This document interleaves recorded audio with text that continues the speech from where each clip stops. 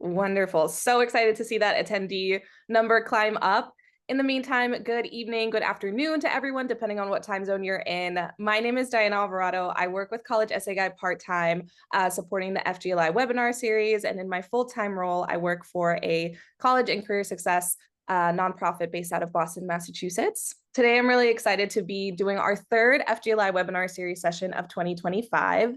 This is a professional development series for counselors who support any number of students in their caseload that identify as first-gen, low income, or otherwise underrepresented in higher ed. And we are super excited for tonight's session because we have two absolute superstars with us tonight to talk about supporting FGLI students in college list building. We're joined by Tom Campbell, the community manager at College Essay Guy, and Linda McGee, an amazing college counselor at downtown Magnets High School in California. Before we get started, I just want to do some quick housekeeping items. Again, tonight's session recording, as you can see in the top right, and any resources or links that are shared or discussed in tonight's session are going to be emailed to all registrants and are also going to be posted on the past events webpage at College Essay Guy. If you want to keep up with the FGLI webinar series and continue registering for future sessions, we really encourage you to take advantage of the webinar and live events page on College Essay Guy's website. I'll go ahead and put that in the chat so that folks can access it. Building off the content of tonight's session, we'll talk about another way to get familiar with different colleges and universities through fly-in programs, both for students and counselors. So that's coming up next month in April, and we encourage you all to register once that registration link goes live. If you have any questions, please feel free to use the Q&A function in Zoom, and I will go ahead and facilitate Q&A at the tail end of tonight's webinar. If you have any technical questions, you can also go ahead and message me in the chat, and I'd be happy to support you in any way that I can. And I think with all of that said, I am happy to pass it over to Tom and Linda to go ahead and get us started tonight. Thanks so much for joining us both. Awesome. Thank you so much, Diana. So hi, everyone who is joining us for the first time. If any of you are first timers, welcome. My name is Tom Campbell. I use he, him pronouns. My background, as you can see on this slide, is in college admissions primarily and college counseling. So prior to working at College Essay Guy, I used to work at Pomona College and Holy Cross. And Linda and I have actually known each other for quite a while because while I was at Pomona, I actually was the territory manager and rep in Slate, the college application management system. It's known as California Geomarket Hollywood and Wilshire, which includes downtown LA. So I would visit downtown Magnets High School every year, meeting with her and her students to get them interested in Pomona. And of course, she always joked like, "That's great, but you don't take nearly as many as you should." And trust me, I would have taken more if I could have. So beyond my role, working as an admission officer, I also worked at an independent school doing college counseling, where, on my caseload, of course, I had definitely had students who were more full-paced students who are coming from more affluent backgrounds, but also a decent size of my caseload were students who came from programs like Rainier Scholars, which is a CBO that works with students in the Seattle area who are first-gen low-income students. And now at College Essay Guy, I'm helping produce content, YouTube videos, blogs, webinars, all around applying to colleges for multiple different audiences. And I've worked also as a Match Letters counselor, which is, if you don't know about it, it's College Essay Guy's program for first-gen low-income students. It's completely free, and you get 10 hours of free college counseling with a volunteer counselor. And both Linda and myself actually have worked in that capacity. So I'll toss the mic over to Linda to share a little bit more about herself and where she's tuning in from and coming from. Well, hello, everyone. I have been in the counseling field for a long time, although I was a teacher first for 14 years. I've been at the same school for 27 years, which is a really long time, and I've watched my school evolve. But just so you know the type of high school that I work at, it is a first-gen low income, definitely a heavy population of that. I do have a very small middle class population, but many of them are first gen. So both parents work together. They make a fairly decent income, but the college process is a new one. And just in case you don't know, magnet schools in Los Angeles you're not chosen through test scores or anything like that. You do apply. However, it's the Office of Integration works the program to get students in, Their goal is to make the students as diverse as possible to get students out of racially isolated areas. So we've been around since 1981. I've been there since 1998.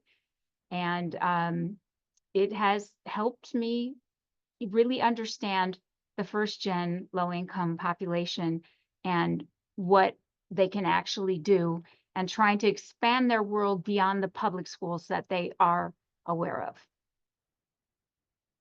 So I can't think of anyone better to join this webinar on list building than someone who's been doing it for it's amazing that it's so many years, because I mean, visually, I don't know how the math is adding up, but very, very glad that you're here and glad to have your expertise on this session.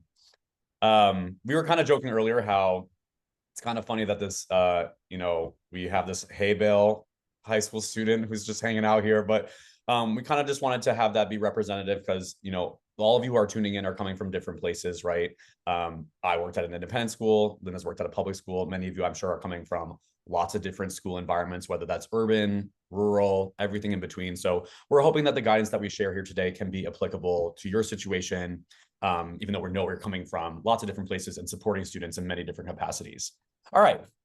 So in the beginning, we're just going to kind of go over a little bit of just some of the top concerns that many first-gen low-income students and families have when it comes to putting together a college list. So I'll spend a little bit of time just kind of going through those big buckets, which we're going to revisit towards the end of the session after we have a spotlight in between of Linda's particular experience working at Downtown Magnets, working with students from various, racial and ethnic backgrounds, cultural contexts, situations, who definitely benefit from someone who has expertise, who has knowledge of all the different college options that are out there and can help point them towards directions that maybe are not initially what they came in with, but through education and exposure, empowerment, end up being kind of where they can identify to be fully funded, to have the experiences that they really want in order to secure positive futures for themselves, for their families.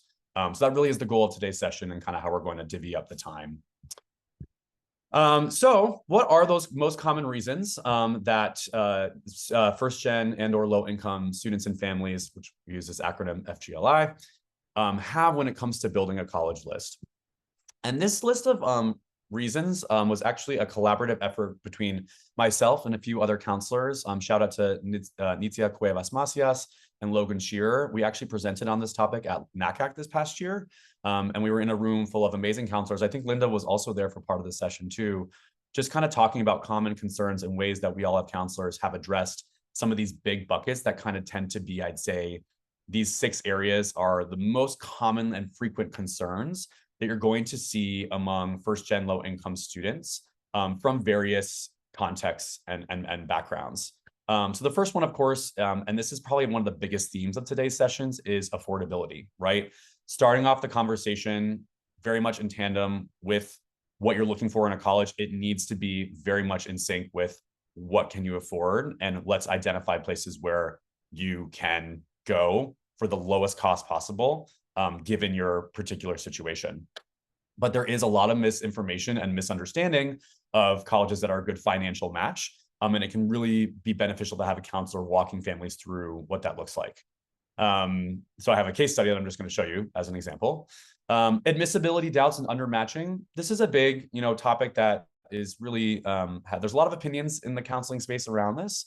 But in general, statistically, many first-gen low-income students do undermatch themselves when it comes to their academic potential, and may gravitate towards more local options that they've heard of before, that friends or family have identified, that aren't always the best financial match and don't always have things like high four-year graduation rates or retention rates or kind of support systems in place to help them thrive and stay there and have the best experience.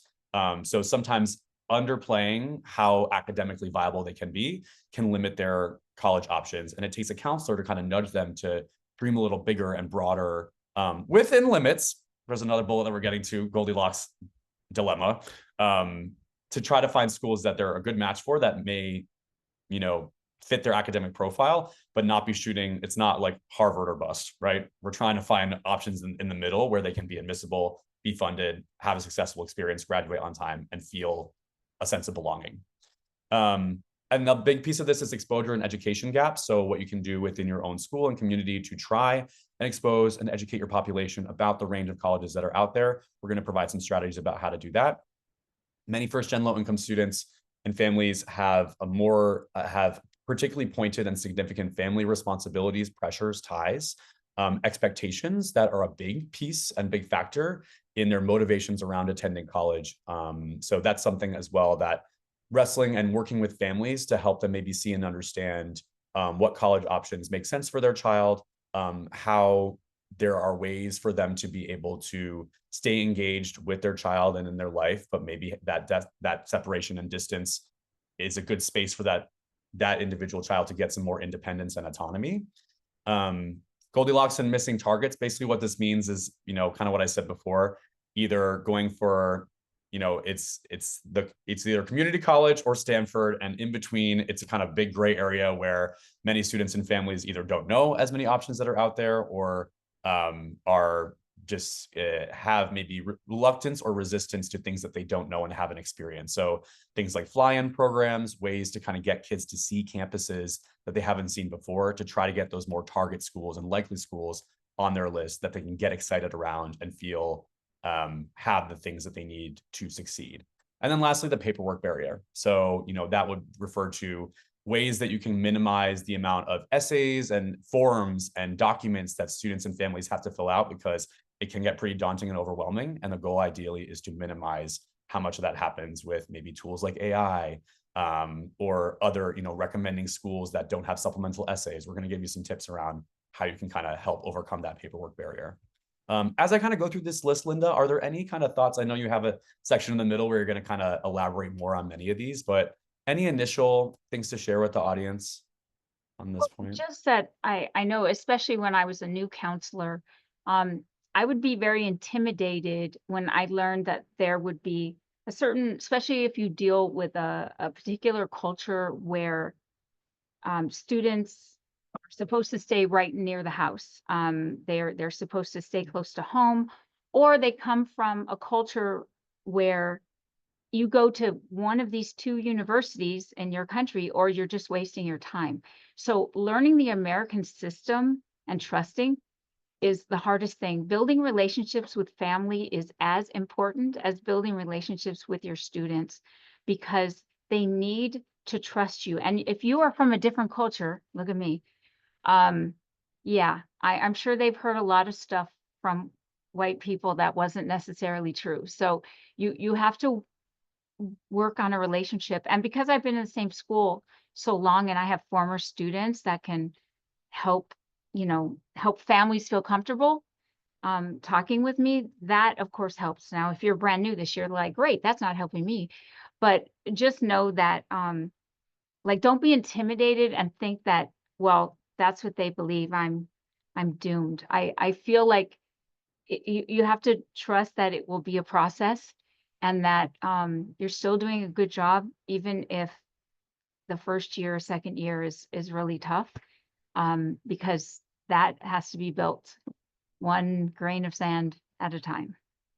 Yeah, that's really, really good food for thought and wisdom to plant out there as we start out. So kind of just to portray a case study and an example of, what it might be like to work with a student on their college list and address some of those key concerns that we mentioned on the first slide. Let's do a little bit of a case study. Okay, so say we're working with a student, her name's Michelle. She's a first-gen low-income student who attends Garfield Senior High School. If anyone happens to be tuning in from Garfield, that'd be pretty cool. In East Los Angeles, which is a predominantly low-income neighborhood in LA. Most of the families come from, immigrant backgrounds. Many of them are Latinx families. So that's kind of a particular cultural context that Michelle is coming from that's influenced a lot of her community, her aspirations, and what she's looking for in a college. So she really wants to go to a four-year college. She particularly wants to be an engineer, as many first-gen low-income students who come from a similar background aspire to. And in her benefit, she actually has done well academically and has taken calculus as part of her high school experience. So she has, arguably the academic preparation to put her hat in the ring at a lot of these more maybe selective colleges that can fund her fully. And this is her primary concern. on the bottom left of the screen, going to a well-known school that's close by, because, that's a family pressure here. And she wants a high-paying job after graduation and to help support her family and her community. So again, really common motivation among many students from Michelle's context. And you can see on the right, this is actually from niche.com. It will show you, I don't know if you've ever looked up your own high school, the colleges that are the most popular for students from your high school. So as you can see, many students from Garfield, as is similar for many other LA public high schools. I'm sure Linda has seen this too, but it has made a little more headway in sending people further afield, tend to want to stay pretty local. They're familiar with the Cal State system, the UC system. And so that's going to be an initial part of their list for sure. But what they might not realize is that, these goals of upward mobility and in pursuing, options that are out there that will help equip them for the goals that they voice to you that they're looking for, looking at other institutions that are doing this. So this is a chart from Opportunity Insights. They do lots of different research on college access. And this kind of just shows you a little bit of on the y-axis, it's quote unquote the success rate, and what they mean by that is a student is coming in from the bottom quartile of their economic bracket and graduating towards the top, and the x-axis is the percent of parents who are in the bottom quartile. So as you can see here, all the institutions that we kind of like identified here in these boxes are doing the work when it comes to improving students' likelihood statistically of improving their economic prospects after graduating from college. However, as you saw from the list before, a school like Harvey Mudd, which is a small liberal arts college, part of the Claremont colleges, I'm sure many of you tuning in have heard of it before, is not a school that was on Michelle's radar because it's not that well known, well, arguably, right? Compared to UCLA, which is just Bruin is everywhere. It's on all the t-shirts, sweatshirts. Cal State LA is a real big, local public school that serves many, many students that Michelle has known from her school, from her community. So a place like Harvey Mudd, without kind of maybe exposure or a mention from a counselor, is probably going to go a little bit unnoticed.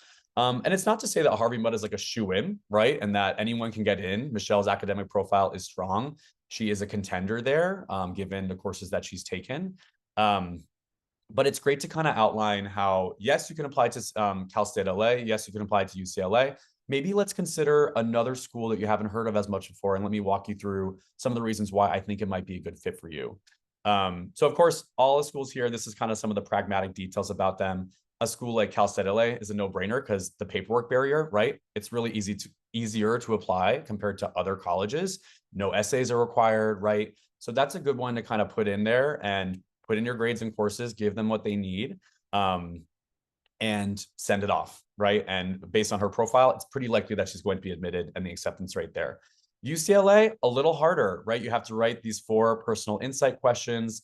They are very distinctive in kind of what they're looking for, from their UC points of comprehensive review. They are not requiring testing. Same thing with Harvey Mudd. But the Harvey Mudd, you have to do the Common App. You have to kind of, there's required extra essays that you need to complete. So equipping and letting students know about that ahead of time so they can plan accordingly is helpful to reduce that paperwork barrier. Distance from home, right? This is one where if you're kind of putting together a list for students, it's a good idea to mention things like if concern or distance from home is a big thing for them, you can kind of actually help them reimagine what this looks like, because even though in theory, UCLA is closer by a few miles to East LA, I will tell you, as someone who lives in LA, is not really. It's very difficult to get out there, very little freeway access to Westwood, the neighborhood where it's located, and public transit. I actually don't own a car in LA. I bike everywhere and I take the bus everywhere, including to Linda's school. So I know this firsthand. It is not easy to get there, and it wouldn't be easy for her to go back and forth to visit family. It would actually be easier for her to go to Harvey Mudd, because even though it's further in miles, it's actually a lot more of a streamlined train ride through the Metrolink train, which is not that far from the Union Station in downtown LA, not too far from where she is in East LA, and be able to take that directly to Claremont and be footsteps away from Harvey Mudd's campus.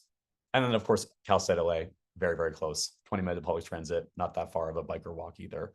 But just kind of, again, walking through initial misconceptions that people might have is a really good practice. That if you have the time to do this, which I know not all of you do, even creating a column in a spreadsheet or however you present a list to students with this type of information, or just letting them know what this looks like, can be really helpful at building that trust and showing that you understand and are recommending options that are within what they're hoping for and looking for. When it comes to cost and affordability, same thing here, right? We see that each of the, her student aid index is $1,500. And we see that with Cal State LA and UCLA, there are similar net costs overall. The difference in walking students through, again, reading some of these awards, because at first you can see like, oh, it's going to cost me $8,500 versus $1,400. I'm for sure just going to go to Cal State LA. Walking them through kind of that this is before loans and work study, and that the package kind of outlines that. Same thing with Harvey Mudd. They give you a package before loans and work study are factored in. That can also kind of help plant that seed earlier than later to know that sticker price and sticker shock is really real. And the more that you can put net cost for a student situation when you're building your list is a really, really good practice. And then lastly, just before, go ahead. I just want to add one thing, because we talked about this when we were preparing. Yeah. I have never had one of my students who attended Harvey Mudd, and I've had several now, that ever had to pay a thing. So I'm not sure how this is made. Maybe they gave them possibly a merit scholarship that made up the difference, but I'm just saying my students who live on campus at UCLA always have to borrow the maximum $5,500. Cal State LA, most of my students commute, so it's not costing them money, but they are losing the residential experience.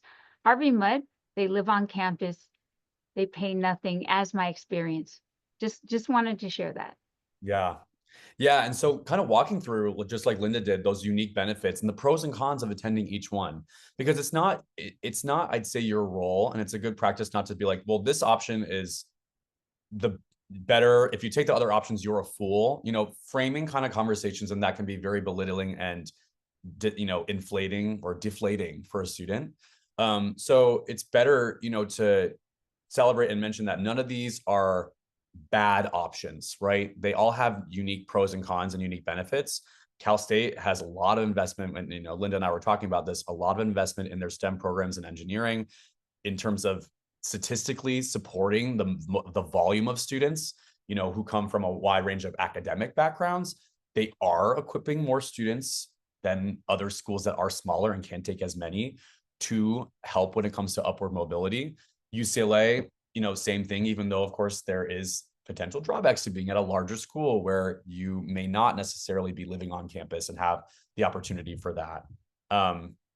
So, even in spreadsheets, right, kind of mentioning for each school that's on here, there are potential challenges in addition to unique benefits.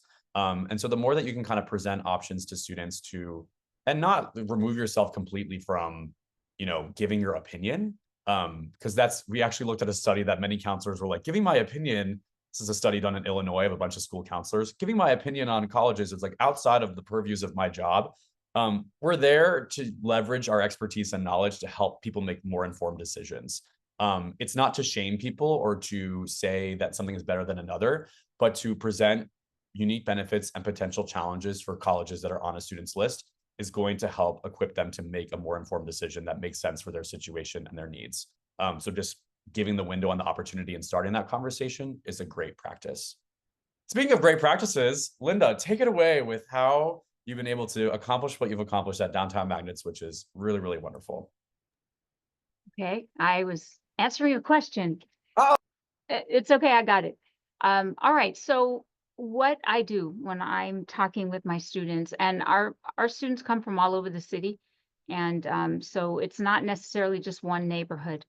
But the most important thing is, where are you willing to go? I'm always pushing students, maybe because I started at a local commuter college and then transferred out of state, and it just changed my life.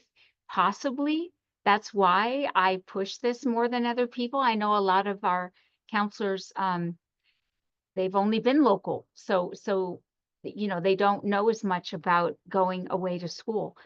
But I do know that they have to be open to it, which can be difficult because not everyone is. So how comfortable are they being farther away? You know, some kids are like, I got to stay in California. And this is funny if you're a California person, because I'm like, okay, so you'll go to Berkeley, which is 7 hours or whatever to drive to, but you won't go to Arizona. That's 3 hours. You know, so we have that discussion. For some reason, Arizona sounds, or Nevada sounds so much farther than something that's in our state. But some of you come from tiny states where you can drive for an hour and be in another state. It's a different thing. But you know, you have to work with that and see what students are willing to do. And when you find the ones that are risk takers and they're willing to consider those schools farther away, they're the ones I have the most fun with, because I try to find programs that will fully fund them and will give them an utterly different experience. And then when you're talking about big versus small, a lot of students will be like, well, I don't want to go to a school that's the size of my high school or smaller than my high school. Like that would just be claustrophobic, they think. But a lot of these, I'm sure you all know that these colleges, you're never going to know everyone. When I transferred, I went to a college with 2,000 people. Did I know them all? Of course not. And I was very active, but I did not know them all. Especially the ones we called the city students who didn't live on campus. But ask them about class. What do you do in class? What makes you happiest? If there's someone who's very comfortable sitting in the back and really does not want to answer questions in class, I mean, that's someone who probably would do fine in a larger university where the first year or two, their classes will be very large. Maybe they're fine with that. But if there's someone who wants that interaction with their professor and wants to ask those questions, obviously the bigger school, that's a stereotype. The bigger school doesn't always mean bigger classes. I'm going to give the example of USC. They are a very large private school, but at the tuition that those parents are paying, who are paying it, I don't believe that they would be okay with 2 years of ginormous classes. So they shrink their classes down very quickly. You'll have like the big generals like Psych 101, Bio 101, but they get to smaller rooms very quickly. So looking at the class sizes, not just the size of the school. But you have to watch their stats because everyone wants to make their classes look as small as possible. And sometimes I think they fudge those numbers, just to be real. But you want your students to be successful, because the students who are most in danger of dropping out and not finishing are students with the least amount of experience with the systems. So it's our first gen students, it's our low income students who sometimes are also dealing with imposter syndrome and feeling I don't belong here anyway. So you want them to be happy where they are. And then number 3, oh, I love this one. But it's my dream school, Miss McGee. And I'm like, really? So give me 3 specific reasons why this school is your dream school.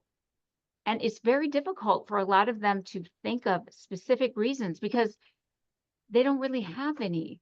It's just, this is a school they know. Maybe they follow their football team or their basketball team, and that's how they've fallen in love with it. Or it's the school that's maybe nearest to them and they've been able to get on campus, or they've gone to programs on campus, and that's where they see themselves. Usually it's a really large school. They almost never have the dream school that they don't know very well being a smaller school. It's usually a big one. It's on TV. Yeah, it's impressive to be on TV. So I try to get them to articulate. And then when they really can't, I'm like, well, maybe because you don't really know what would make you best. And then we talk about what they need, going back to number 2. So this is basically just a way for students to really think about why they feel the way they do, which is a counselor thing, right? Yeah. And I think a seed that we want to plant is hopefully this kind of helps you rethink a little bit of like the way that you structure in many high schools, right? It's that junior questionnaire or junior survey that you send out to students that is often your first point of contact with getting some information about them, some information about their motivations, their goals, their desires.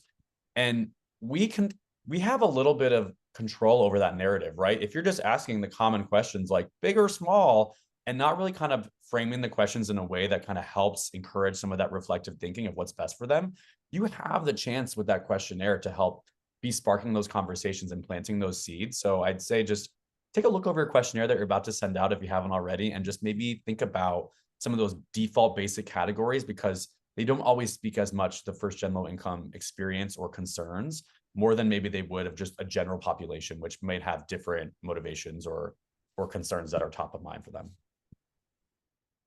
Okay. And then families, this is low income and middle class, because I also have some private clients that are middle class, and you have to start with the money. What the worst thing is when students fall in love with a school that's just not going to do them right financially. The federal student aid estimator will let the middle class families know, what am I expected to pay? And it can be very surprising. I am a college counselor and I have been for years. And when my son was getting ready for the whole FAFSA experience, I was scared of this tool. I knew it wasn't going to look good. I did it and I was stunned. I'm not supposed to be stunned. I'm supposed to be like, oh yes, that's what I thought it would be. And so immediately it was like, okay, cost is very much a factor. Got lucky because my son got a full tuition scholarship through one of the programs we'll talk about later, which, phew, that's good. But yeah, the understanding the tools. Every college is required to have a net price calculator on their site. Now, I will tell you some work better than others. And also, if you have first gen low income students that perhaps could be getting an outside scholarship to help meet a gap, a tool like an estimator can't give you that. It's only going to give you, now, if they have built-in scholarships, if you have this GPA or this test score or whatever, you will automatically get that. Well, that will be in the tool. However, if they give what they call a leadership scholarship or something like that, that's going to be outside of this. But at least this is a general rough cut idea of what you're looking at. They have plenty of lists that say schools that meet full need or almost meet full need. I think we were talking about this. I was talking about this with Tom. Usually if they can meet 90%, you can find a way to find the rest. And also because they include things that aren't actual costs. A lot of students don't necessarily understand that this is not the amount you pay. This includes living expenses for an entire year. So that also helping them understand how to read financial aid awards and such like that. That's a whole nother webinar.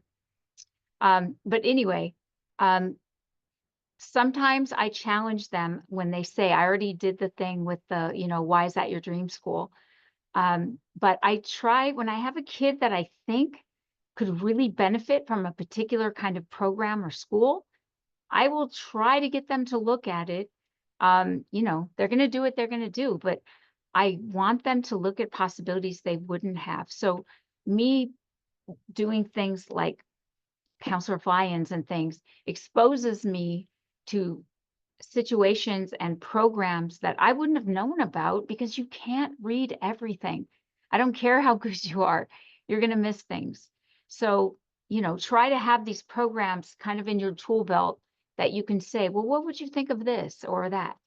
And then the personality assessment. This is something that our school counselors do with students a lot.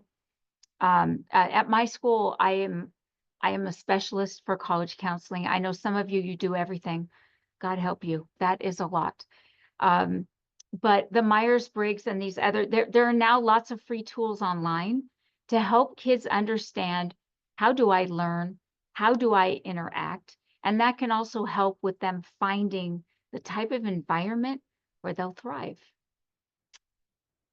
So the college list.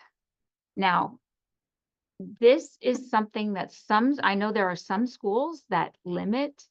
Both Tom and I don't really believe in that. We believe students should apply where they need to, but some students need to apply to more. So at the bottom of the pyramid, if students are targeting just certain schools and they're very, very selective, obviously they're going to need more. And my students will do that. You know, it's like we're in Los Angeles, so UCLA, Stanford, UC San Diego, or community college. There's a lot of that. So trying to introduce them to schools that, and honestly, I never use the word safety. It sounds so negative. Safety. That's like where you go if it's like the reject school that no one wants, because your safety is someone else's dream school. So you have to remember that. Students who don't have to worry about money. Now, I don't have these students really at my school, but some of you may.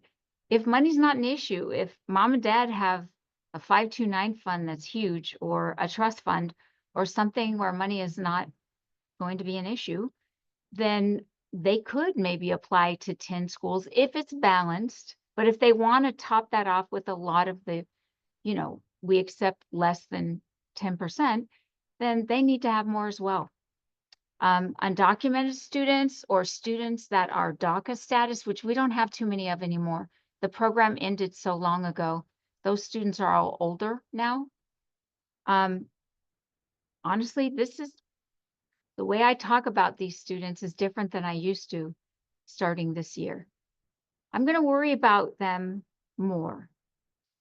Probably, even though this goes against everything I believe in, I'm going to want to keep my undocumented students in California, where I feel they're a little safer. The whole getting there and back and things, at least for now. I am not sure what is happening out there. And we're not going to get political here, but it's difficult. So, and I have undocumented students that are not just Mexican or Central American. They are Chinese, they are Filipino. They're from other countries as well. I had a Canadian once, but he got legal really quickly, but that's another story. And then students, so these students are going to have larger lists just because it may not work out financially or however else. And then students, of course, with the lowest, now it would be a negative 1,500. They really need to apply broadly, except for schools are going to meet their need. Like, for example, for us, if it's Cal State LA, which they can commute to easily from here, and they are not going to live on campus, I know they'll get enough if they're Pell Grant and Cal Grant eligible. I don't need to worry about anything else. But if they are looking farther abroad and they want to live on campus, now we have to broaden that list. Mm-hmm. It's interesting. I'm looking at this pyramid and I'm like, in a way, I made the slide, so I'm owning up to this. I probably should have rearranged them in order of like, students with college funds should be number one. So they're the ones who need the least, the little tippy top of the pyramid, just less volume. The reason I bring this up is because the last bucket here, Linda's point about the language of safety school, some people call it likely schools. At my previous high school, they actually started to call it foundational schools, and they kind of started to articulate how a college list should be like a pyramid for many students, or they kind of gave different like visuals for different lists. Maybe you have a skyscraper list where it's a little more even in each floor. But I like the idea of kind of that language of foundational schools, because it's the idea that these are the foundation of your list where you have security and stability. And then you can kind of still put bells and whistles as you get up towards the top. Like that. I'm going to use that. Oh, good. We all learn on this webinar. Okay, so high volume. Now, if you are a public school counselor, I know you know what this is, because that is what most of us do. You can't always work one-on-one with everyone. Wouldn't that be great if you could? Especially those of you who are the multi-purpose counselor? No.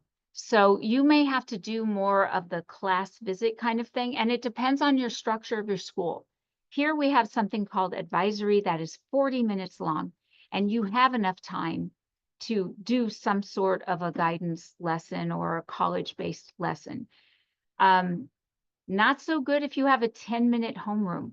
Yeah, that's not going to work. That's just a quick check-in. So maybe in that case, you would be able to use poor English teachers. They're so beleaguered. They get hit with everything. because I was an English teacher, so I know.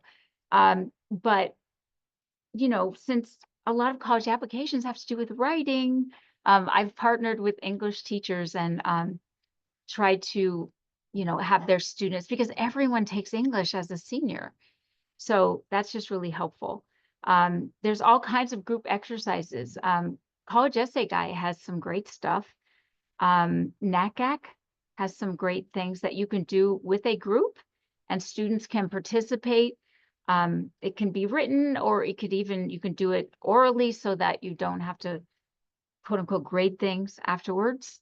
It's also a great way to introduce yourself to them, because if you're in your office, I know the teachers think we do nothing. I know that because I had that perspective, but it can be scary for the students to walk in. I've seen students that look like they're afraid I might attack them if they get too close. They don't know me yet, and I seem scary.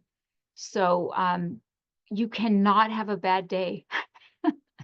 You cannot be like, what, if they don't know you. So this group exercise, though, is the way that they can see that you want to talk to them. And so those are great because you can do a lot. And it is a way to reach those younger kids because, oh my God, you're so busy with the seniors.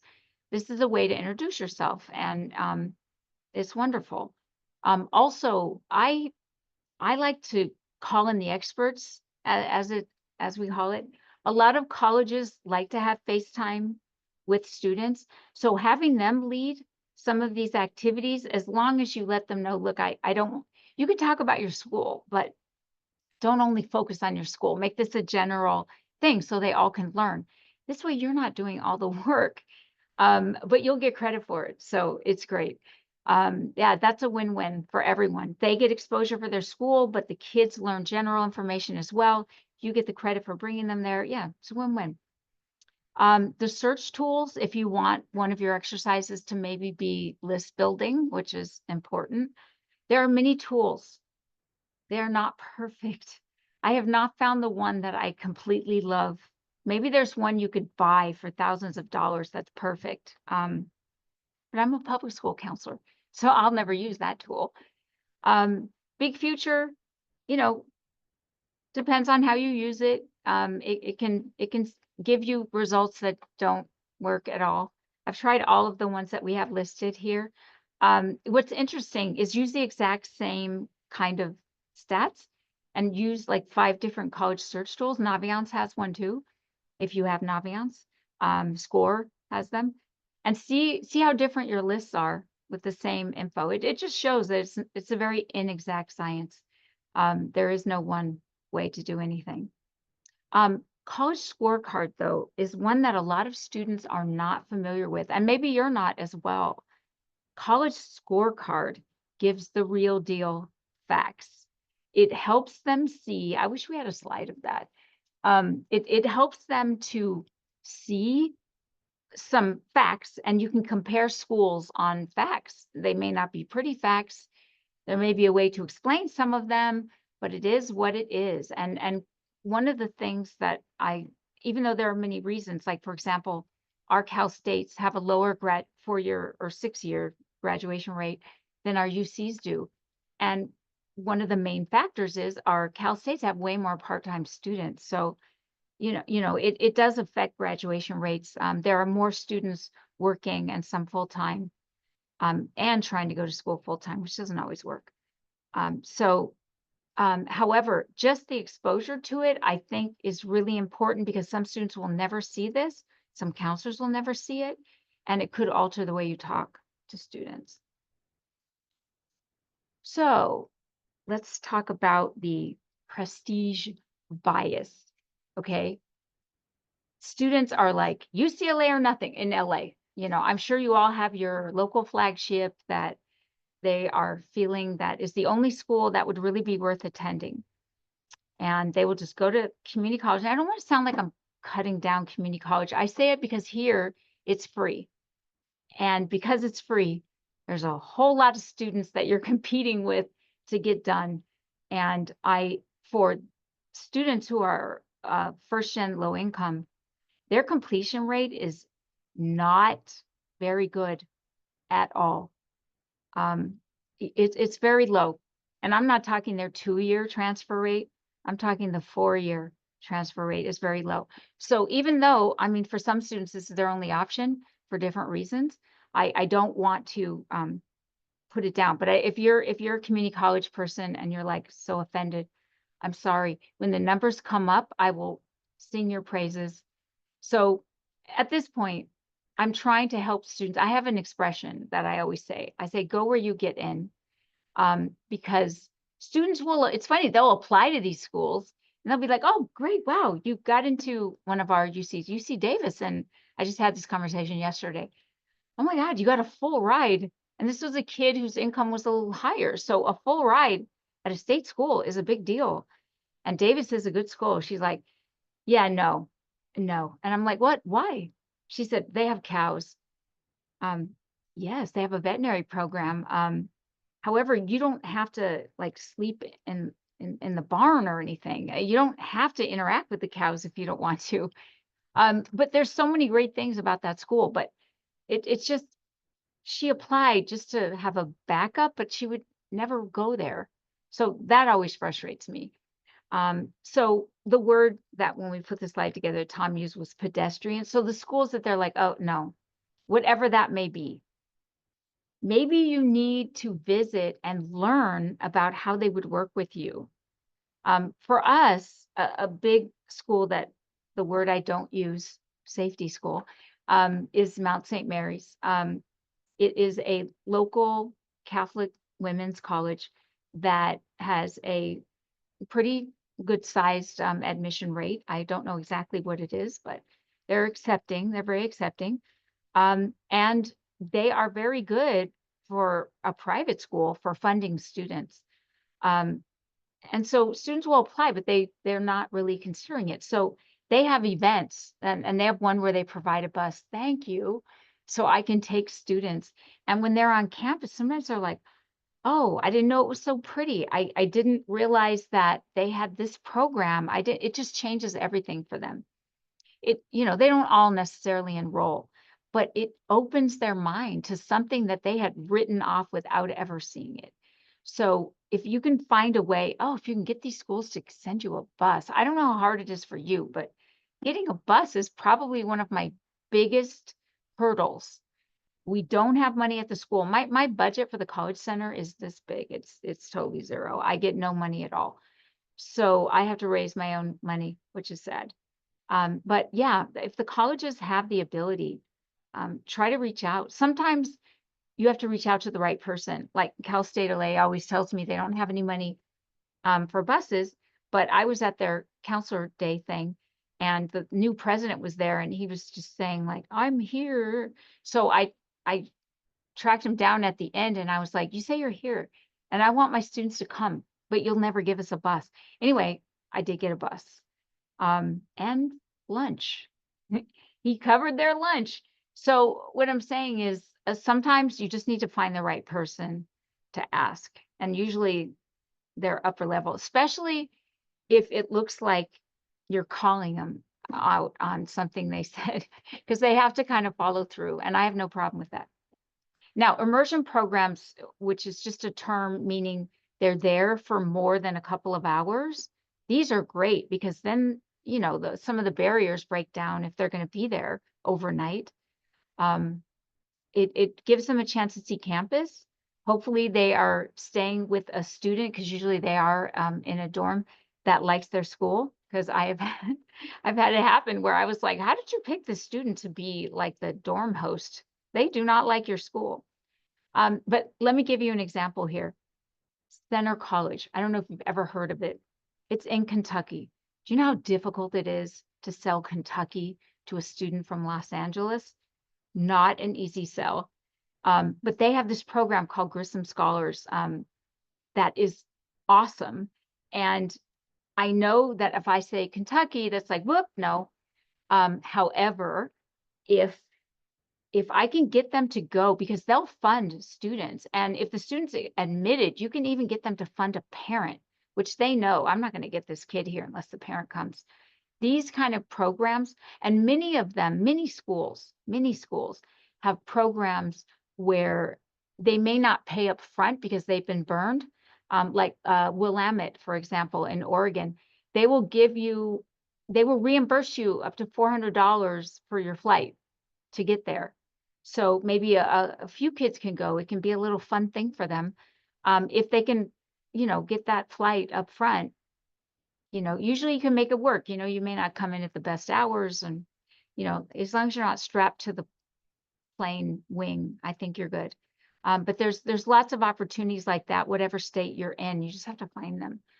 And then lastly, if you have school visits at your school, which a lot of us do, I know, like, in October especially, like every super selective college wants to come, and they all want to talk to the same, basically 10, 15 kids.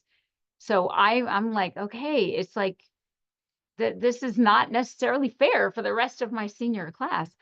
So trying to get schools, sometimes it's hard to get your local state schools because they know that your students already know about them. Sometimes they're the hardest to get to your campus. But a lot of those smaller schools that are within a couple of few hours of your school, or if you can get on the travel docket of ones that are farther away but have great financial aid, I want to bring those. If they let in half of their applicants, then I know a lot of my kids have a great shot. And I don't necessarily, the kids, a lot of them don't do major research. They just go by what we put on a description and stuff. And if you know the admit rate is going to cause them to not come, then don't put it on the information sheet. Let them come anyway, fall in love with the school, or at least be very interested before they find out, oh, you let in 50%. Oh, you're not a good school. Like, you have to work through that bias. So that is definitely a thing, but you can get through it. Yeah. One way that at my previous school, they used to toss around, and I think other schools have done this as well, is the concept of a blind college fair, meaning that you invite college representatives to come, and in a typical college fair setting, instead of brochures and a pennant, we never had them at Pomona, like the little stand-up thing that everyone has with all their majors. I was always jealous. They got them when I left. But it basically, you kind of just staff a table with nothing. And the whole idea is for students and families to have conversations with you about what your campus has to offer. They go in and they say, like, here's what I'm interested in. What do you have that's a good match for me? And it's a chance for the rep to say, oh, we do have study abroad in this country. And we have, the way that we do it is it's a full year program, and da da da da da.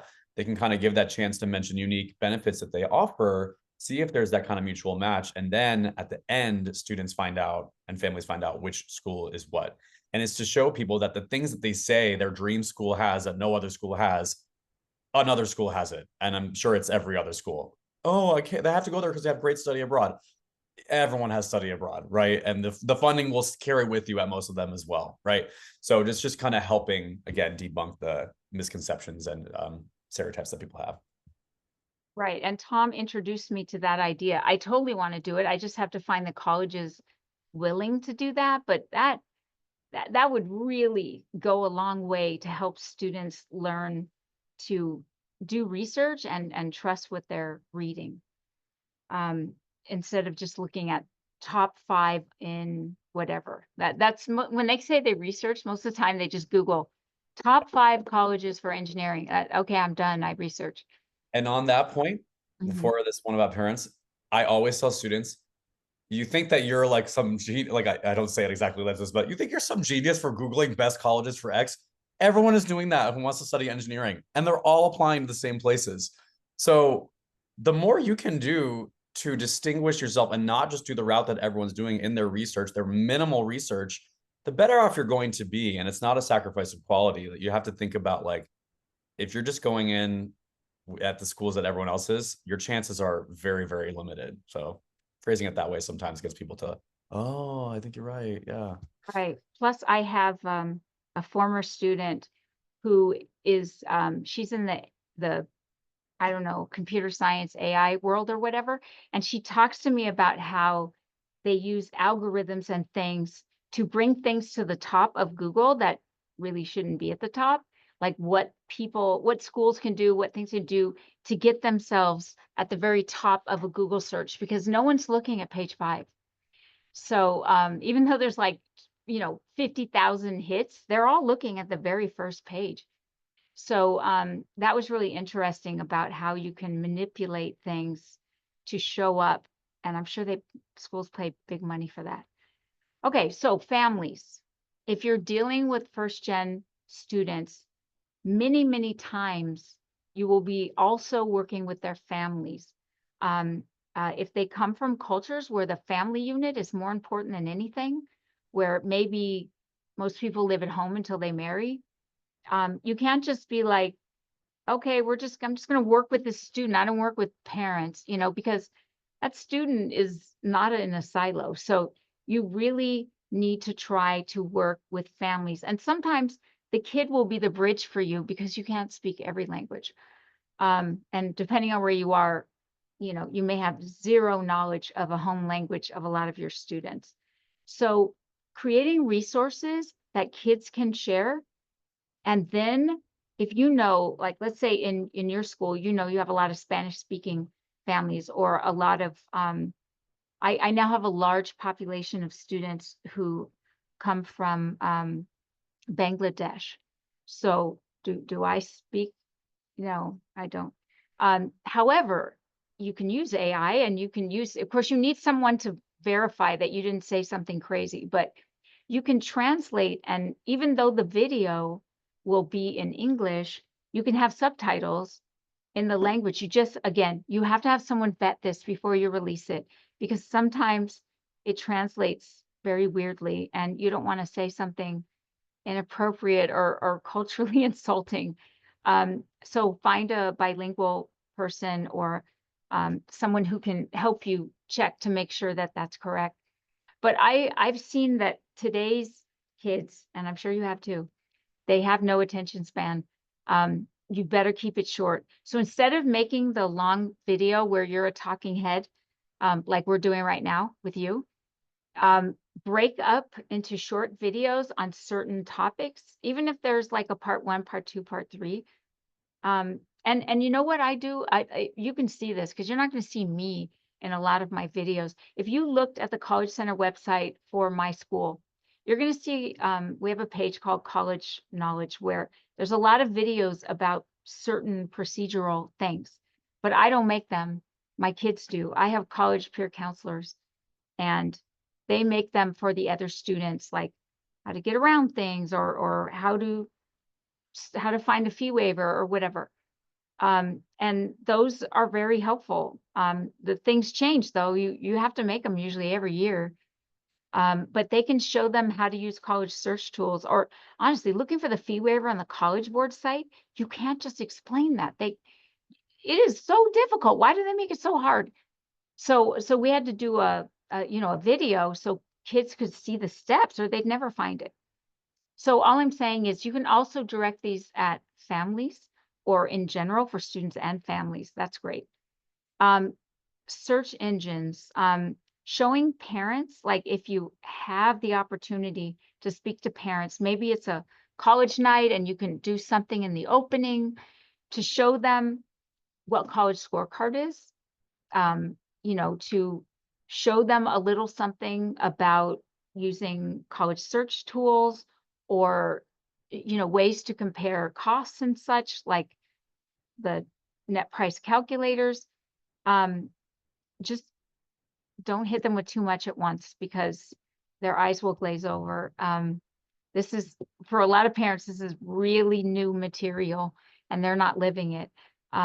But there are ways you could do this on videos, or you could do it in person. If they're already here for something else, it's a good time to do something short, like a parent conference night, but you're going to have to get the principal or whoever to let you carve out a few minutes. And then Loom we use Loom. I have an account. Okay, I admit I pay for the account, but it's like $15 a month. But it has, I'm not good at technology things. I always put things off on kids, but I have to know how to do something. So Loom is easy enough that I can record myself And the editing tools are for like kind of video idiot people. So it's super simple. And in fact, their people will have a session with you and show you how to use things. So you have others, I'm sure. This one isn't, they do have a free side, but you can't do much with the free account. But I love Loom. I'm sure you all have your own things that you love. And oh my gosh, it's 5 o'clock. Just Well, I was really, gonna say, just so you know, most of our webinars at College SCI are an hour, but for this series, the FGLI counselor series, they are scheduled for an hour and a half. So we still have time, but we know that many of you may have to head out. So just know you will get the recording for this session. You can fast forward it to the part that you weren't able to make, because we do have lots of like concrete recommendations, links, resources that you will be getting in the follow-up email. So just know if you need to head out, no worries, but we hope you can stick around for a little longer. And a few points on these points about engaging with parents. So one, if you're not already engaging current students in your college counseling office as like ambassadors, many of them would be very interested because they want things on their resume, they want leadership experience. Framing that as a asset to their own knowledge of different colleges, but B, their resume and their impact on their school and community and things they can mention, that's a game changer, right? And for so many of these points where you are strapped for time, strapped for cash, you don't know how to design things in Canva, they do. You don't know how to record things on a screen share, they do. You don't know the language for a growing population in your community, they can help with translation for you, right?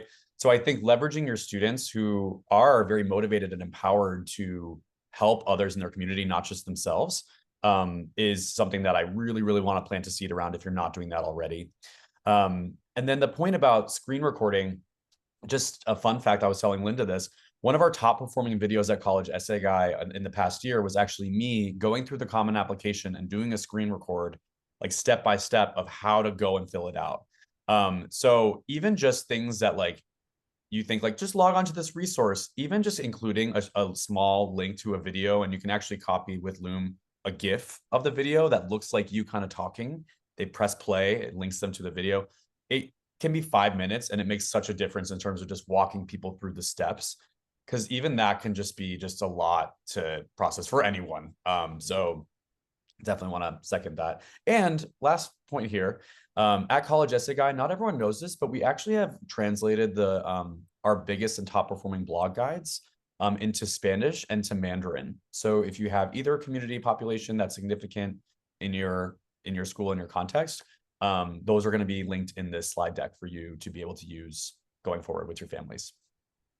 yeah, those are great for college night. So lastly, just knowing the full ride scholarship opportunities, these will change, but there may be some here you don't know. Posse is only attached to 10 cities. If it's not attached to your city, then it wouldn't be a program your students would be open to. I don't remember all the cities, they're major cities, but if you're a suburb close by, you could probably be, you could become a nominator, super easy. You can always look that up and see how close are you to a Posse city. Questbridge, of course, is for everyone. But these are programs that are like early decision programs. You're locked in. And by the way, Posse is a tuition-only scholarship. However, low-income students are then eligible to stack their financial aid on top of it. I've never had a Posse student not be able to go. It works out. If they are a middle-income student, usually their parents get what room and board is less than what their parent contribution is. So they can usually handle that. So I haven't had a problem yet with a kid not being able to attend for financial aid reasons. There are programs here, some that are at institutions. Of this, I believe that Moorhead Kane is the only one where you have to they like you sign up and then you go through a webinar. They want to make sure you understand what you're signing up for. The other ones I think is a little more open. I have had students that were Torch Scholars, Grissom Scholars, and Hayes Scholarship at Hendricks. That's a fun story about my students at Hendricks and Center. Those are fun stories. But yeah, we're going long. Now the transition programs I love because you have a choice. You can go through this program for a year, and usually we'll let the student in that's not going to be at their typical admit point, but they like them, they see potential. I've had students do both Baldwin and Myrocraft, and you go for your year. All your credits are transferable because you actually are enrolled in the school, and you can choose to remain at your institution, or you can transfer out at that point and take your credits with you. All of my students who've done these programs have stayed, but that's a choice. It's nice to know they have that as an option. The hard part is some students are like, wow, it's 5 years instead of 4. And I'd be like, huh, you should talk to your friends at the UC and find out how many of them stayed 5 years to finish. Also, there are the gates, which, by the way, used to be so much easier to get. It has shrunken itself down to, I worry that these scholarships programs like this that you can take anywhere are going to get smaller. There's also stamps, which are, that's Yep. another national one. Yep. But yeah, there's, and in your state, you may have particular ones that you know about. By the way, if you want to put in the chat, like, oh, what about the so-and-so? I'm always trying to find out more about these programs. You know, there's no way one person knows everything. So please let me know. Yeah. So as we wrap up, and again, you're going to have these resources and tips going forward. We're going to actually revisit some of those 6 key areas that we mentioned in the beginning: affordability, you know, misconceptions, admissibility doubts, family ties and responsibilities, and just kind of give you some pragmatic strategies and things that have worked for counselors in the past. These strategies are actually a distillation of we kind of did like a little bit of a hive mind session at NACAC this past year for this particular session and theme. And so counselors in there were providing suggestions, tools, things that they've used to kind of move the needle in their own communities when it comes to exposure, varying college options, helping families with this list building.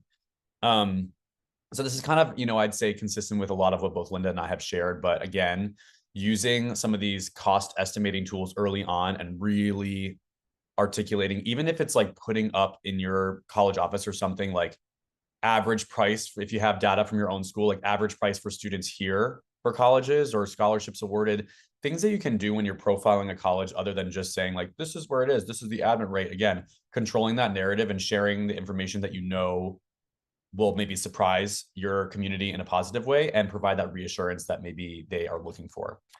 Demystifying early decision. I think this is a big one, right? For students who, especially, right, a lot of the colleges that meet full need and full funding have high academic expectations, but are willing to be a little softer for students who apply early decision, right? So if you have that student who you feel like is looking at their academic profile, data from your own school is on the cusp, and you know that they are that negative 1,500, you know, SAI student, really doing what you can to communicate to them that what the college is telling you on their net price calculator they're going to give you, your particular situation, I would be very surprised if you have financial issues, and you can withdraw if anything comes up that is anomalous, right? So demystifying early decision with students, that's something that Logan Shearer, who is one of our awesome match letters counselors, who previously used to work at Schuler Scholars in Chicago, CBO that serves lots of different Chicagoland students.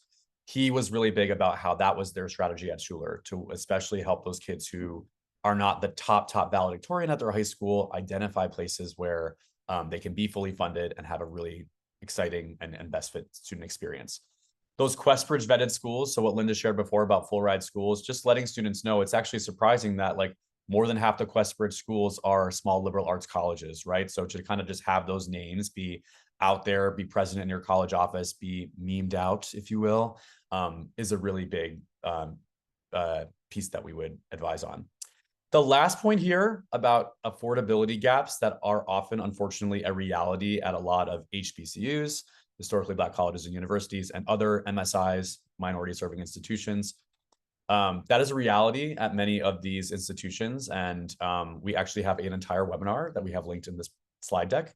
If you want, it's titled Beyond Howard and Spelman. So it's from our FGLI webinar series from last year. And I think especially if that's something that you're trying to help your students and community with, I would tune into that webinar because that's a whole different conversation. Yeah. So for admissibility doubts, this is something that I wanted to spend a little bit of time on talking about, especially coming from the admissions end. Some counselors will often be very conservative with recommendations that they send to students based on their academic profile and root a lot of that in their test score. Sometimes that's even their PSAT score. And it's not to say that that's a bad practice, but often I think what you're not realizing is that a college publishes their middle 50% of their test scores. And something that I wish more colleges would do would actually publish the test scores that they have deemed, and trust me, many of them have probably done studies on this, internal studies looking at student success in terms of retention rates and graduation rates based on their incoming standardized test score. Colleges have this data. It's usually just not publicly shared. So at Pomona, for example, the Office of Institutional Research determined that students who have a 28 or above on the ACT and anywhere above a 600 on each section of the SAT are academically viable students who, as long as their courses and grades are in alignment with what we want, graduate on time, are able to succeed, have this experience that we want them to have, right? So I say that to mention that even if you have a college, on a list that has a certain acceptance rate that looks crazy low, many of these colleges are eager to have more first-gen low-income students in their communities, and their test score profile range doesn't really reflect. There are people outside of those ranges on either end. There's above the 75th percentile and there's below the 25th percentile. So I think if you have a student who has, especially the courses, that is far more important. And I think if you know that the student has a certain level of math, or they've achieved a certain number of science courses, or this many of whatever advanced courses you have in your high school, I'd say, especially in this current landscape, there are still far more test optional colleges than there are not, including ones that meet full aid. So I just really think that I want to mention that as a point of like not dimming student prospects too prematurely, because it's one thing to kind of be like, you're a shoo-in, right? We're not saying that, but it's okay to put some schools on a student's list that you may think on paper on a very average, not using your own school specific data is pointing to this, but can really be a good match for them that the school is willing to be more flexible around. Any notes on this particular slide on undermatching admissibility, Linda? Well, kids apply to the schools they know. And sometimes you have a really superior student that some private colleges would be so excited to have. So you have to just, suggest it and see what happens. I don't like when students end up at schools that have a high dropout maybe rate for the major they're going for, but it is common for people to go. So it's just trying to push them a little bit, helping them understand. I mean, that's our role, helping them understand what's out there besides what they already know. Yeah. And helping them see value in a school like a Harvey Mudd. They'll be like, what? They're not going to recognize that name, but just helping them understand that is a very respected place. And there's the whole talk about the return on investment. Maybe that would help, helping them understand like average salaries 5 years after graduation. Maybe that could be something, because a lot of people are money motivated for obvious reasons. Yeah, I just trying to broaden their world. And if you get kids in the next year, that school, like Harvey Mudd is a very well-known name on my campus, because we've been sending kids, so they know that name. That's not weird at all to them. But we have a much better acceptance rate at Harvey Mudd than we do at MIT. So I'm just like, hey, apply to MIT, but do Harvey Mudd too. Yeah. Sometimes it's all about getting that breakthrough. At Lakeside, for example, we, for the longest time, so many of the young women at Lakeside were getting really, as is expected with the current landscape, like not as great college prospects on paper as their male counterparts. So many of the students were like, you know what? We're going to go to women's colleges because it's all the return on investment, all the positive aspects of going there. It was obviously a tougher sell for many reasons initially, but once we started to get students who were there, and then we actually like had them we had like a list of alumni that students could reach out to with their emails or phone numbers if they were able to provide it. And we also kind of did like a little Instagram where we had students would do like a day in the life at their school to profile different colleges and universities that students are going to, and to kind of, once you get like inroads at a certain school that you're like, yes, thank God. Like another one for us at Lakeside was Santa Clara, which again, for first FGLI students, a little tougher when it comes to gapping and funding, but that ended up becoming that school that, like, because we were able to get inroads, it became more of a norm and accepted within the community. And there's that sense of trust that, okay, someone like me has gone there before, had a great experience, I can do that too and replicate that experience. Last point on this slide that I just want to mention before moving on is I am not a huge proponent of, I know it's like everyone's like rankings, boo, right? I just think it's really impractical to be like, don't ever look at a ranking list. There's so much information out there. There's so many colleges. People are desperate for ways to synthesize and make this process more simple. I think instead of being like, don't use a ranking, there are better rankings if you're going to provide that to your community that meets what they are looking for primarily. So something like Washington Monthly, which has rankings a lot more grounded in return on investment, students who go into public service, lots of the kind of like the quote unquote good categories that us as college counselors would want more families and students to be aware of. So if you're going to provide a ranking, if you're going to provide materials to help synthesize and digest colleges and universities for families, it's about, again, you controlling the narrative and providing opportunities to accomplish what they might be doing organically on their own, but possibly veering them away from the US Newses and World Reports or Forbeses of the world that are not necessarily factoring in criteria that are more important for FGLI families. When it comes to exposure, this goes for both counselors and for us and for families.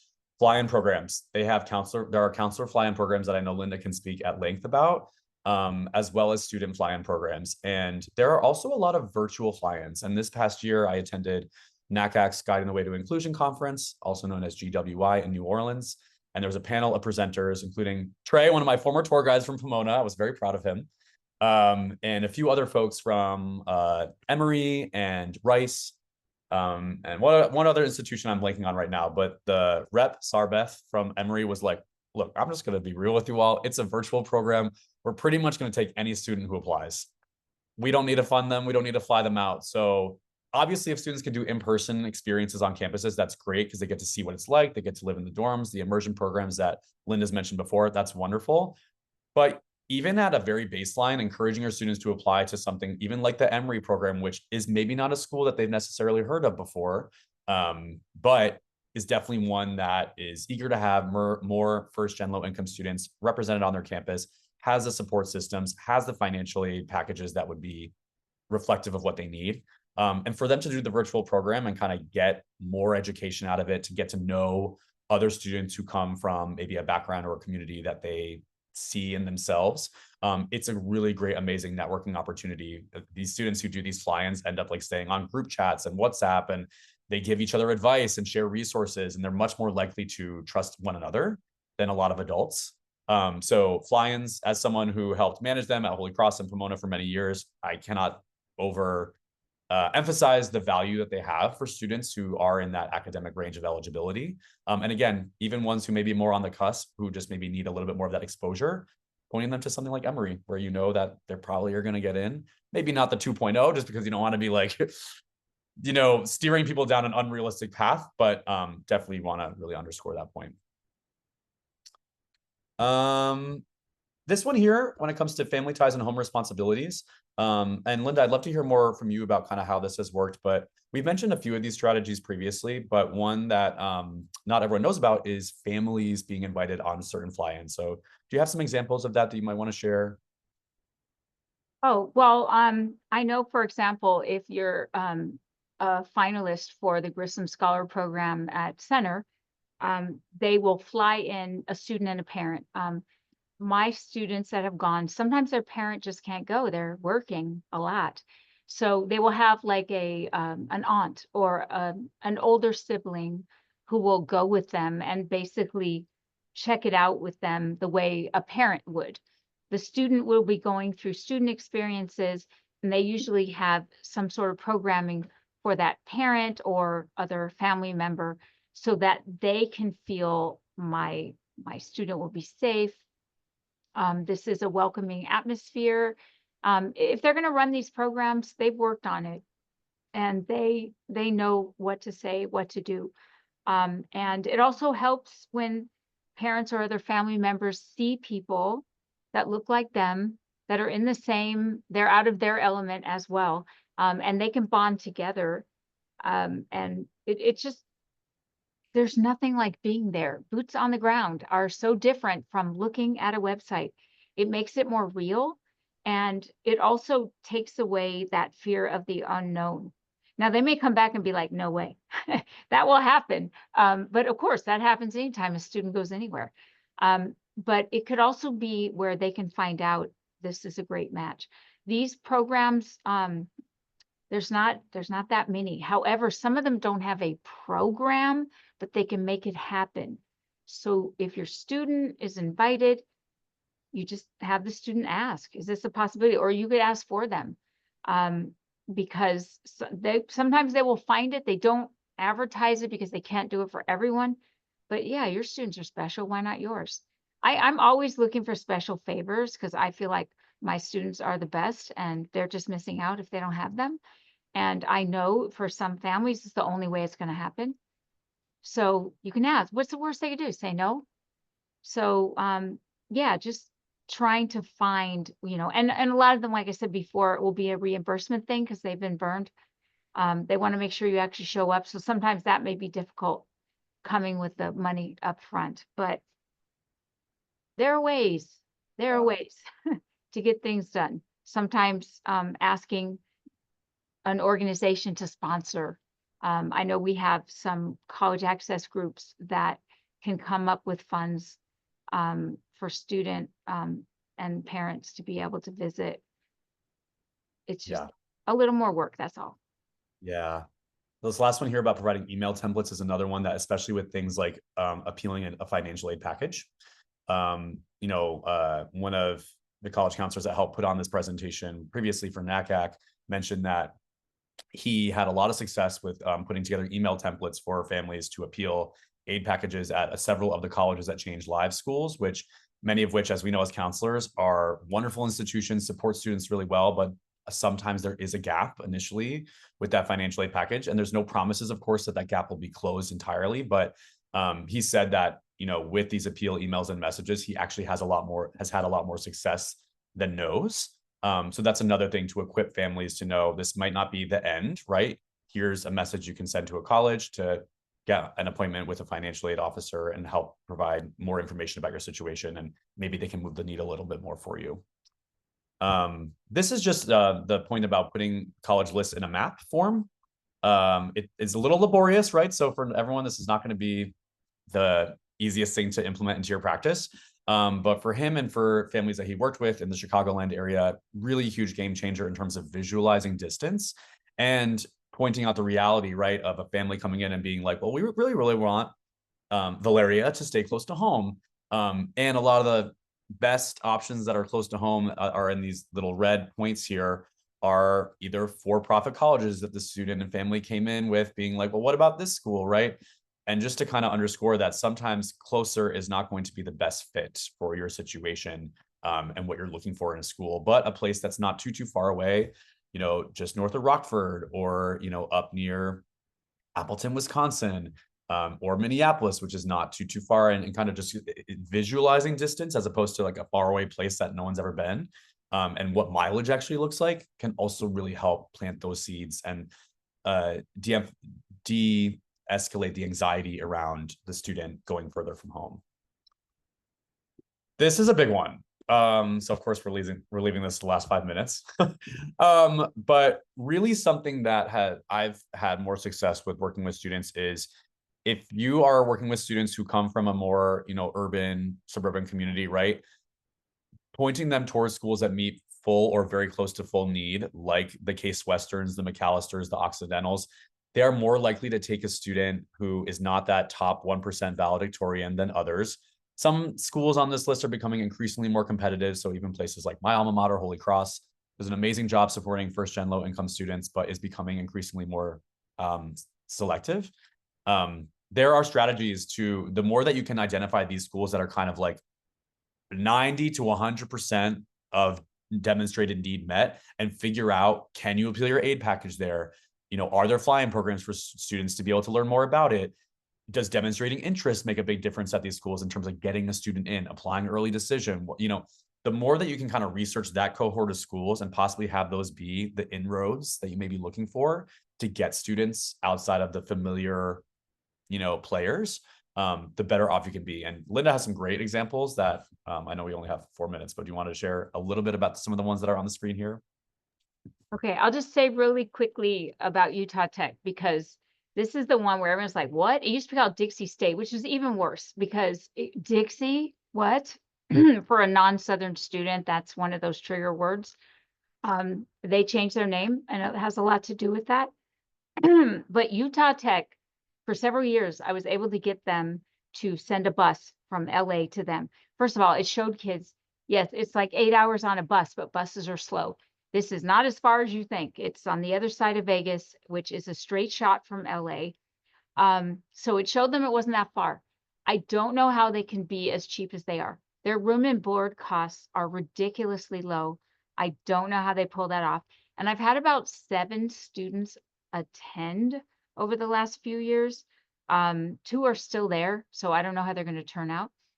And I had one that transferred back to a UC. But the others that they all have these amazing jobs, and I'm just like, wow.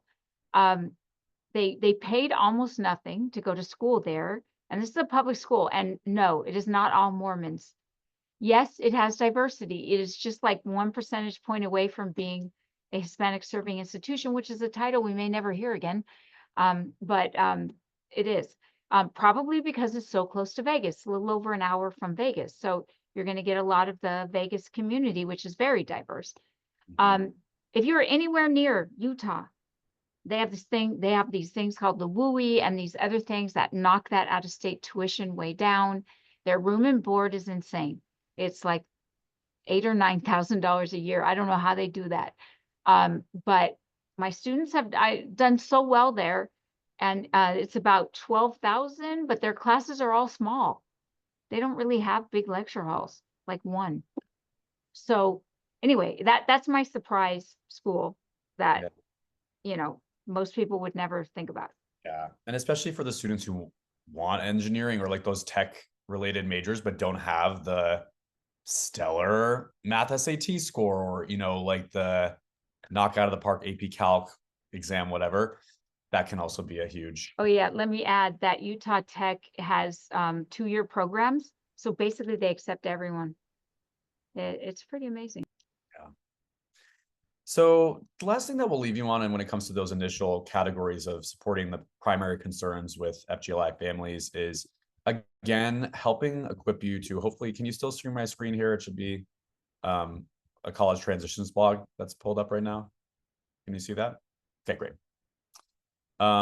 Another one that I think is really helpful, that we use a lot at College SAGI, is Jeff and Jenny Kent's, or Jeff Levy and Jenny Kent's spreadsheets, which are very familiar to many people in the college admission, college counseling landscape.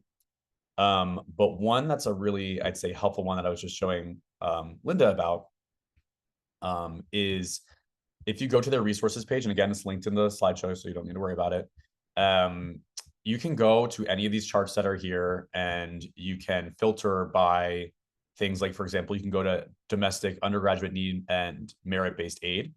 And you can go and see, you know, if you're wondering what are those schools that meet close to 100% of need, where maybe the students who are applying will actually get the full 100% on average. You can actually filter by that. You just go on the spreadsheet here, you filter by the category that you want. You can also search individual colleges as well to get this information. It's all pulled each year from individual schools' common data sets. So this has been a real game changer. I know we use this at Lakeside. I know many college counselors who use this. It's really popular among our College SAGI counselors as well when supporting students. And Linda and I literally just went through here and we're like, all right, let's go. Let's start to get into these 90%, these, you know, places that are, you know, the Lawrences, College of Worcester, Brandeis, Gettysburg, Center, right? Where you have a high likelihood of very substantially reducing a gap that a student may have to face, and much more likely to be admitted based on their academic profile and who they serve. So just really want to make a plug for this.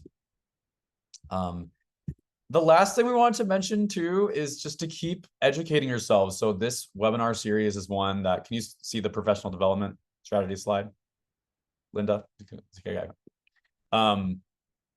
Joining things like college admission counselors, other, public school counselor Facebook groups, and asking questions there whenever they come up. Or does anyone know of a school that has a great program for this, that, for a student who doesn't have the most amazing grades in math?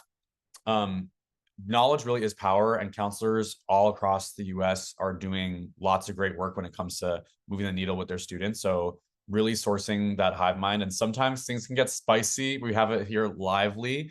Just be prepared, emotionally prepared, right? For sometimes people to check your opinions and this and that. And I've had, things that I posted in there that, have had lots of different opinions and people chattering in. For the most part, though, people are there to help. People are there to share ideas, and there's opportunities where you can do the same. So really, plugging those digital communities is great. Trying to advocate for funding to get yourself to visit some of these college campuses through counselor fly-ins, another huge one. And then, lastly, as we wrap up here, just know that these resources are all available for you to peruse at your leisure, including all the links from the previous FGLI session that we did, or FGLI counselor series that we had last year. All these programs that we've mentioned in this session, different resources that are some of the ones that are signature at College Essay Guy. Lots and lots here to help equip you to help with list building. Amazing. Thank you both so much for all of the amazing resources and content. I think I speak for absolutely everyone when I say how valuable this time was with you both. Linda, thank you so much for all of the work that you do for and with students as a first-gen college graduate and a product of the support of many amazing counselors. I just know that you are touching the lives of so many students. Tom, you are a superstar as always.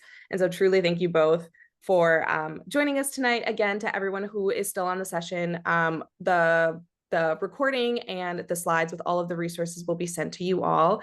I swear I'm very hands-off when it comes to guest presenters, but this duo just happened to set us up very nicely for next month's session, which is on fly-in programs for both students and counselors. And so I encourage you all to check out the webinars and live events page just to kind of see the calendar of what's coming up. The registration page for that will go live sometime early next week, and you'll get a ton of outreach so that you are able to register and join us next month on April 17th for some content related to that. We're just about at time, and we actually don't have too many kind of related questions, just a lot of thank yous for thank you so much to both of you, Diana and Linda, for holding it down. When I share the slides, I'm not able to see the Q&A, so I was like, I don't know what people are saying. So I'm so glad you're able to answer so many questions. Yes, no, thank you both so much, and thank you to our attendees for just amazing thoughts and reflections and questions. Just know that those don't go unnoticed at all, and we hold your feedback very closely. And so thank you all for joining us tonight, and we hope to see you at a future webinar within this FGLI series and College Essay Guy as a whole. And I think with that, we can go ahead and stop the recording. And then Tom, do you want to stay and kind of chat a little bit more? Well, if anyone has any final questions, we can totally pause the recording. I'm happy to stay on for a few minutes. I don't know if Linda, Diana, if you need to. I'm looking at the questions to see if there's any not answered. Some are one word, and I don't know exactly what they mean. Some are mostly just comments on what was presented. I will go ahead and stop the recording, and then we can decide if we want to restart for some more questions. Thank you so much, everyone.